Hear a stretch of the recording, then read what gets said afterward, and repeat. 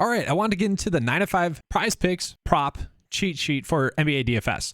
Now, this is going to be an add-on for current 9to5 members, so it's not going to change their membership at all. This is just going to be a bonus tool, and it is kind of currently going to be in beta, but it's good to go for the most part. So just to explain it, the way you get to it is simply by going to the NBA DFS tab, clicking on NBA PrizePicks props cheat sheet, and so you're going to get this header. And I just want to show you guys a couple of things. So sometimes because of the prop pool, this board might be pulling in as like blank or saying it needs to connect. That would simply be because it's too early in the day for the most part, most likely. If not, message me on the 9to5 Discord chat. And then if you have any questions about the tools or any like data points, those are going to be answered at the bottom of this page. We can simply scroll down and see that stuff. It kind of explains what's going on there. All right, so let's get into it. So at the start, sort by player. You can sort by whichever player you want. Okay, that's great. You can sort by prop. That's great as well. It has a lot in there. And so certain things like fantasy points, those might not be there until the afternoon.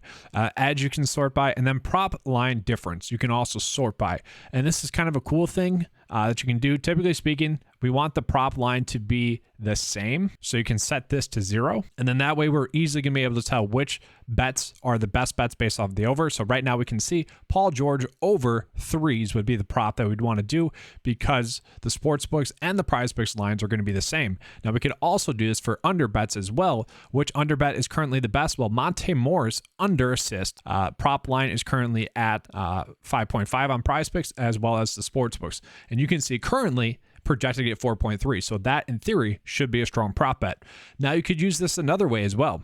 Say you just wanted to see, are there any props that PrizePicks isn't currently valuing the same as the sportsbooks are? So you could sort by the prop line difference being positive. And then in this situation, because we're sorting by positive, we'd want to see which ones we could bet the over on. Okay. And so we could see, okay, well, PrizePicks is currently undervaluing Jordan Poole points.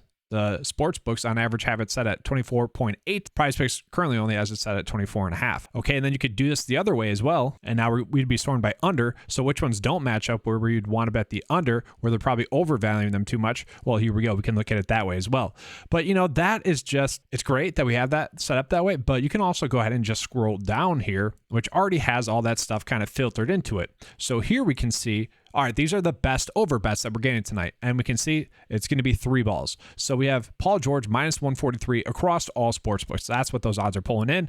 We can see he's projected to get 3.5. So a pretty strong edge there. Okay, so that's pretty awesome. And then we could just do that as well. Now we can sort by under bets. And obviously I have that red for to call out that it's an under bet. We can see which strong bets, under bets we have. And it is filtered by the best over and under bets that we're getting. Okay. And so we can see we got a lot more over bets than under bets today. And now this is where the best prop bets based off of the odds not matching up, over bets. So once again, these are just gonna be the over bets where the average sportsbook line is not matching up with the PrizePicks line. Okay. And then we could do that. We can sort and, really pick and choose which one we want. And then we could also do that based off of the unders. Now I want to show you guys a pretty cool, unique tool. This is the player prop snapshot is what I'm calling it. Okay. So what you would want to do is whichever like prop you want to see more details on, what you do is you could click on that line, that player's name on that column inside that line. Then you just scroll down here and we can kind of get the snapshot of why it'd be a good prop bet. So we can see based off of the prop line minutes that he's projected to get, and this is all explained below, guys, the terminology of it. So prop line based off of minutes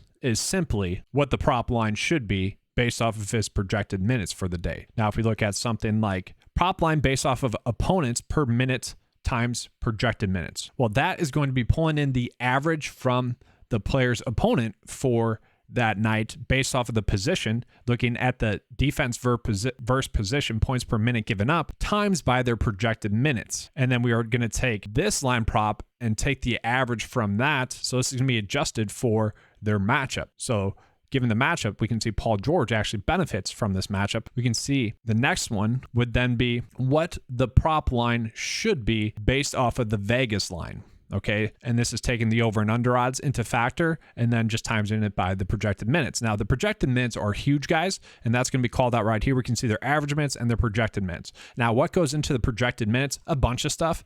The game over and unders, injury situations and whatnot. Eventually, I would love to add in like a per 36 projection as well. Like say, I don't know, for this instance with Paul George, say Kawhi Leonard was ruled out. Well, I'd love to have an average in there as well for that. And that might be something I work on next. But we can see, based off of all these numbers being above the Vegas line and PrizePicks line, that it is a strong bet. And because of that, it is a bet that we should hammer. Now, I'm working on the tag there a little bit, but we get the terminology of it. And then so when you're done, just make sure to click off of it, and then it'll populate the page again. Now, we do have a more like detailed kind of view, which it has everything listed in it, but it is kind of clunky. If you guys are someone that likes to see it all at once, you can look at it that way as well. All right, so the first part of that video I recorded about a month ago. That's when it was just the NBA DFS tool. I have since been able to add other sports, which I'm excited for. So we got college basketball in there.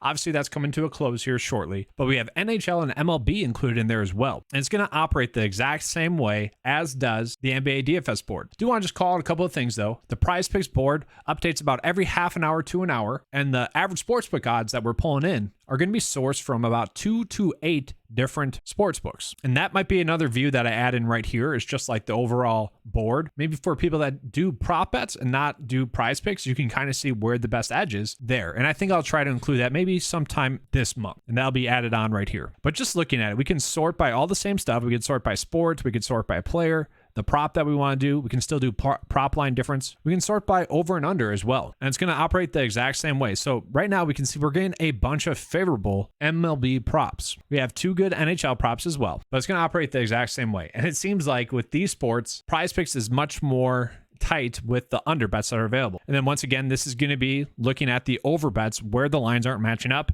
Typically speaking, we can find a big edge there.